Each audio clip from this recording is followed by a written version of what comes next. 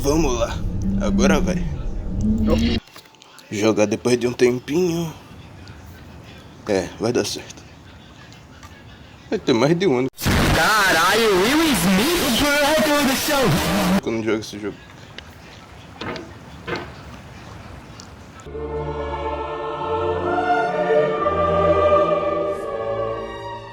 Já começou bem. There's no feeling more intense than starting over. Aqui na... If you Não. deleted your homework the day before it was due, as I Aí eu have, vim direto pra cá. or if you left Isso your aí. wallet at home and you have to go back after spending an hour in the commute. Começou.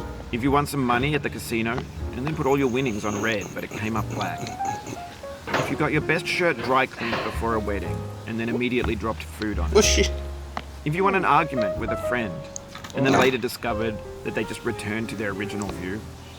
Starting over is harder than starting up. If you're not ready for that, like if you've already had a bad day, then what you're about to go through might be too much. Feel free to go away and come back. I'll be Não, here. filho.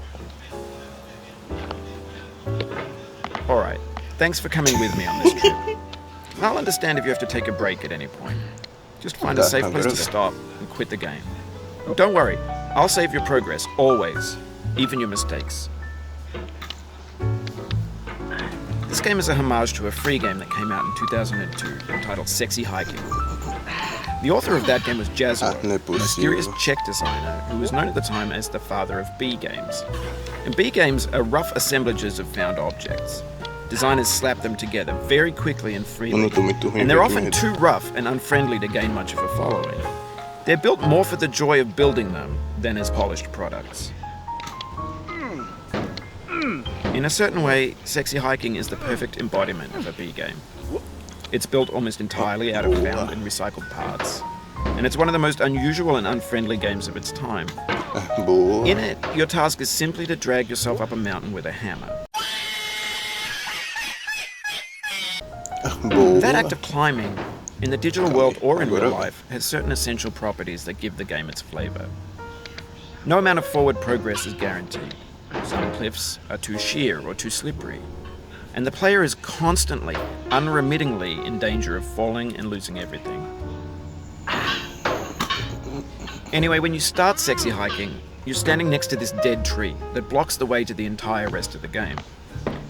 It might take you an hour to get over that tree, and a lot of people never got past it. You prod and you poke at it, exploring the limits of your reach and your strength, trying to find a way up and over. And there's a sense of truth in that lack of compromise. Most obstacles in video game worlds are fake. You can be completely confident in your ability to get through them once you have the correct method or the correct equipment or just by spending enough time.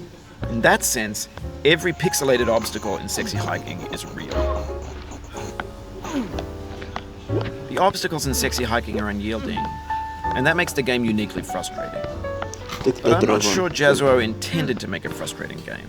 The frustration is just essential to the act of climbing, and it's authentic to the process of building a game about climbing. A funny thing happened to me as I was building this mountain.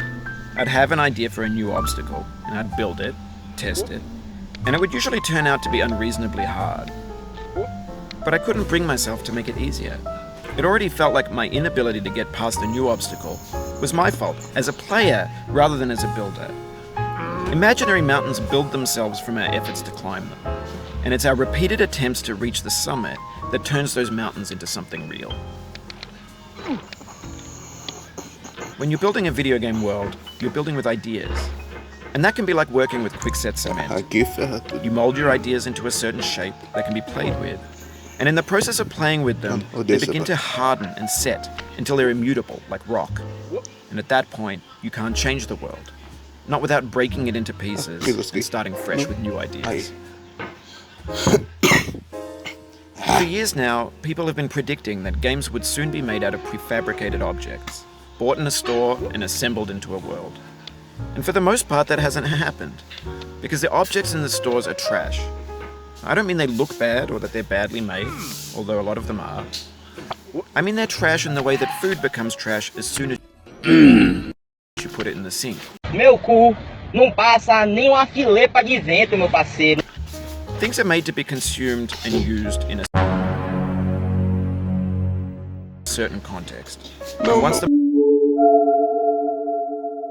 moment is gone, they transform into garbage. In the context of technology, those moments pass by in seconds. Over time, we've poured more and more refuse into this vast digital landfill that we call the internet. It now vastly outnumbers and outweighs the things that are fresh and untainted and unused. When everything around us is cultural trash, trash becomes the new medium, the lingua franca of the digital age. And you can build culture out of trash, but only trash culture. Be games, be movies, be music, be philosophy. Maybe this is what digital culture is. A monstrous mountain of trash, the ash heap of creativity's fountain. A landfill with everything we ever thought of in it. Grand, infinite, and unsorted. There's 3D models of breakfast, Gen X's fanfic novels, Scan magazines, green screen Shia LaBeouf, banned snuff scenes on LiveLeak. Facebook's got lifelike bots with unbranded adverts and candid shots of Kanye and Taylor Swift mashups, car crash epic failed GIFs, Russian dashcam vids, discussions of McRibs, discarded, forgotten, unrecycled, muddled, rotten, untitled. Everything's fresh for about 6 seconds, until some newer thing beckons, and we hit refresh. And there's years of persevering, disappearing into the pile, out of style, out of sight. No. In this context, it's tempting to make friendly content that's gentle, that lets you churn through it but not earn it. Why make something demanding if it just gets piled up in the landfill, filed in with the bland things?